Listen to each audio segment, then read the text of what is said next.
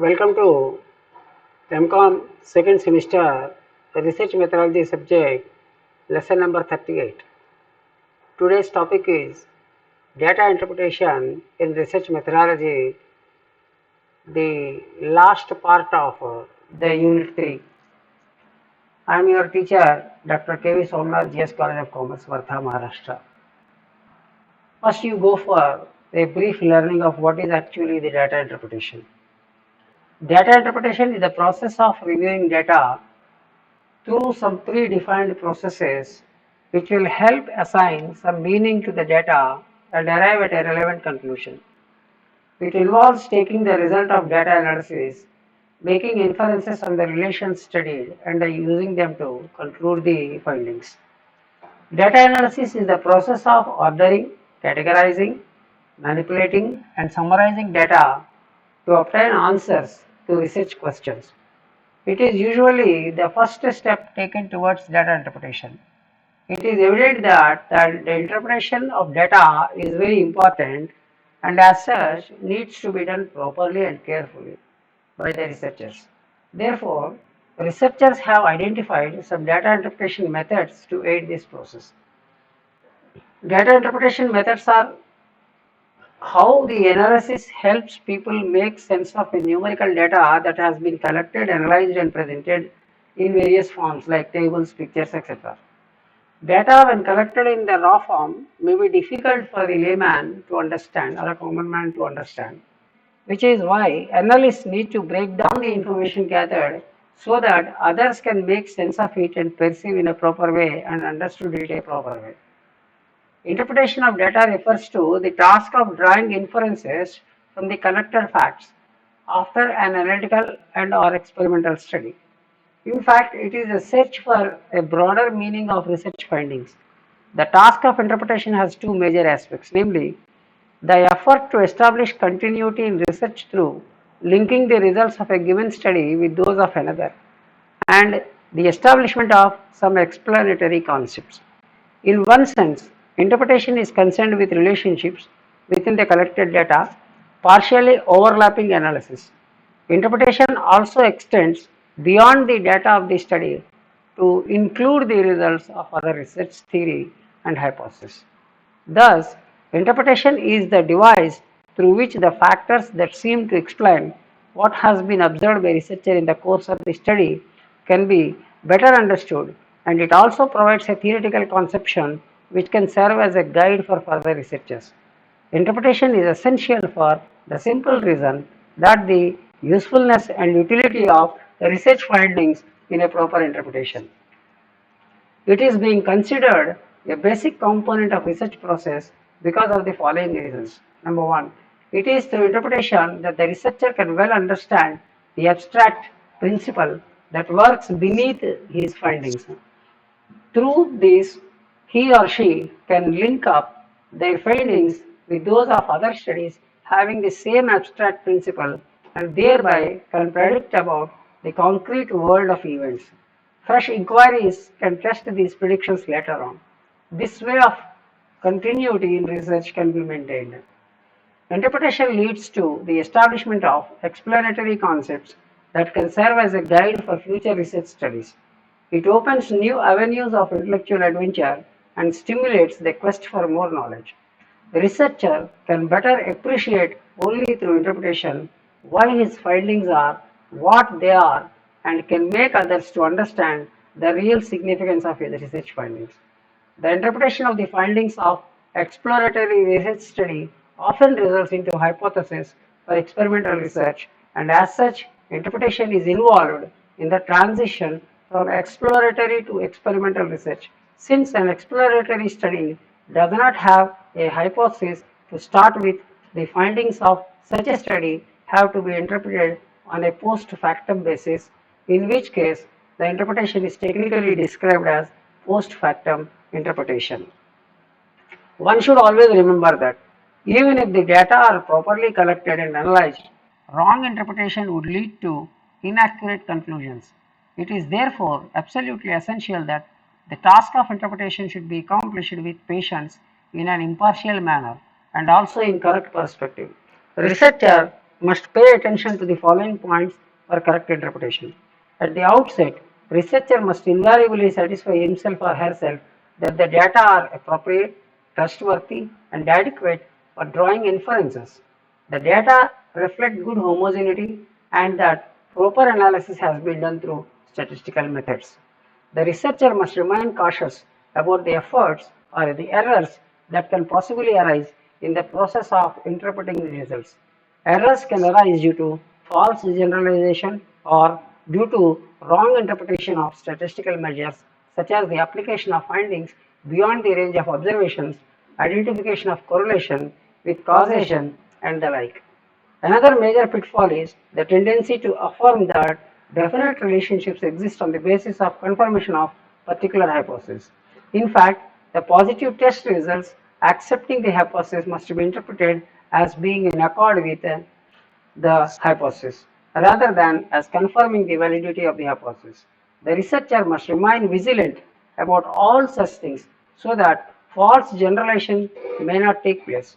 He or she should be well equipped with and must know the correct use of statistical measures for drawing inferences concerning his or her study of research topic. He must always keep in view that the task of interpretation is very much intertwined with the analysis and cannot be distinctly separated. As such, he must take the task of interpretation as a special aspect of analysis and accordingly must take all those precautions that one usually observes while going through the process of analysis, namely precautions concerning the reliability of data, computational checks, validation, and comparison of results.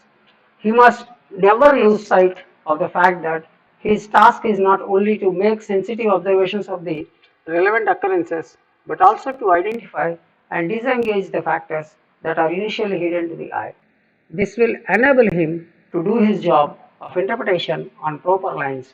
Broad generalization should be avoided as most research is not amenable to it because the coverage may be restricted to a particular time, a particular area, and a particular condition. Such restrictions, if any, must invariably be specified and the results must be framed within their limits. The researcher must remember that ideally, in the course of a research study, there should be constant interaction between the initial hypothesis, empirical observations, and the theoretical conceptions. It is exactly in this area of interaction between theoretical orientation and empirical observation that opportunities for originality and creativity lie. He must pay special attention to this aspect while engaged in the task of interpretation. Now, we will go for some methods of interpretation. So, the interpretation of results in research methodology. The task of interpretation is not an easy job. Rather, it requires a great skill and dexterity on the part of the researcher. Interpretation is an art that one learns through practice and experience. The researcher may at times seek the guidance from experts from accomplishing the task of interpretation. The technique of interpretation often involves the following steps. Researcher must give reasonable explanations of the relations which he has found, and he must interpret the lines of relationship in the terms of the underlying processes and must try to find out the thread of uniformity that lies under the surface layer of his diversified research findings. In fact, this is the technique of how generalization should be done and concepts be formulated. Extraneous information, if collected during the study, must be considered while interpreting the final results of research study, for it may prove to be a key factor in understanding the problem under consideration. It is advisable before embarking upon final interpretation to consult someone having insight into the study and who is frank and honest and will not hesitate to point out omissions and errors in logical argumentation. Such a consultation will result in correct interpretation and thus will enhance the utility of research results. Researcher must accomplish the task of interpretation only after considering all relevant factors affecting the problem to avoid false generalization. He must be in no hurry while interpreting results, for quite often the conclusions which appear to be all right at the beginning may not at the all be the accurate one. Now the qualitative data interpretation methods. The qualitative data interpretation method is used to analyze qualitative data, which is also known as categorical data. This method uses text rather than numbers or patterns to describe data. Qualitative data is usually gathered using a wide variety of person-to-person techniques which may be difficult to analyze compared to the quantitative research methods.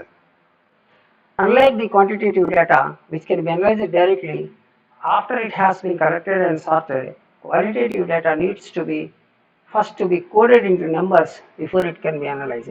This is because texts are usually cumbersome and will take more time and results in a lot of errors if analyzed in its original state. Coding done by the analyst should also be documented so that it can be reused by others and also to be analyzed in future course of time.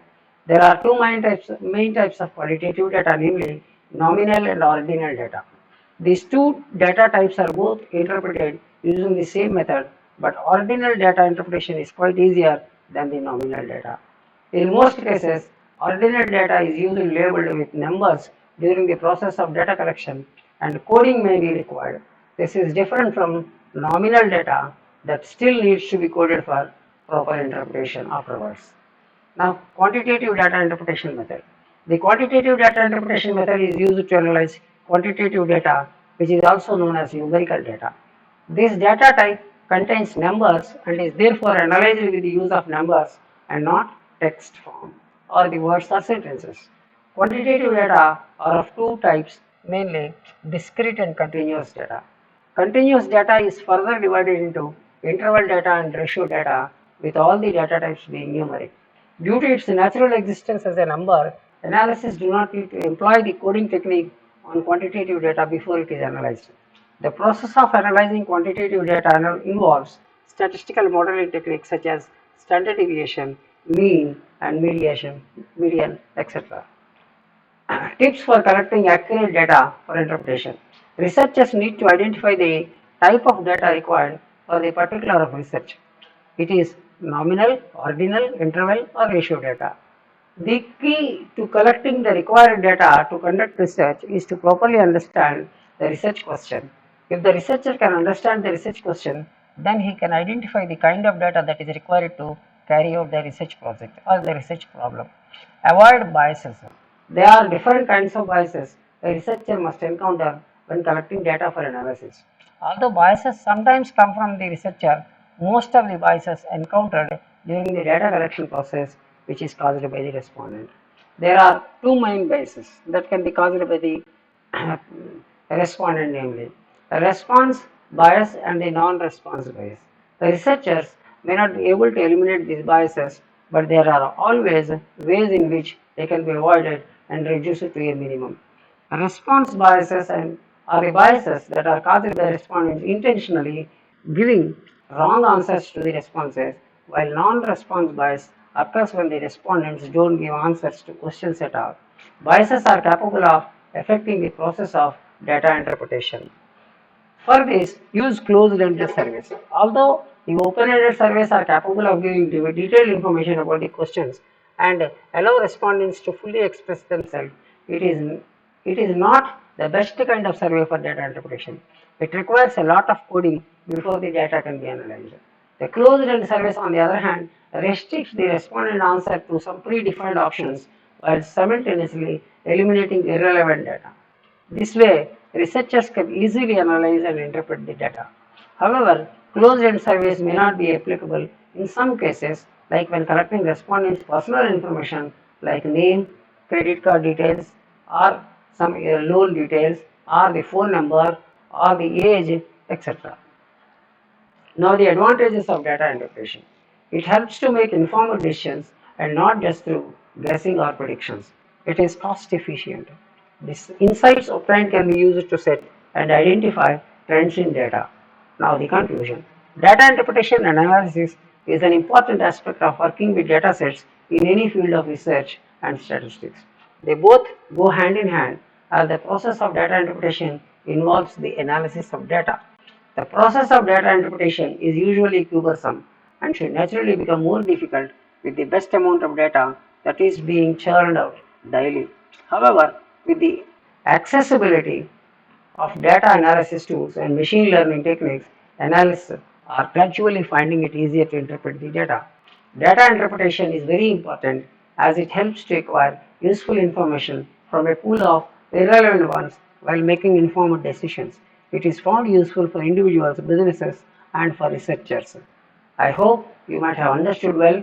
Go through once again or repeatedly 2 to 3 times such that you can be in a better position to understand what actually the interpretation and what are the various ways and means, tools and techniques used for analysis of data in the research methodology. Till then, stay safe and stay protected. Thank you. Thank you very much. All the best.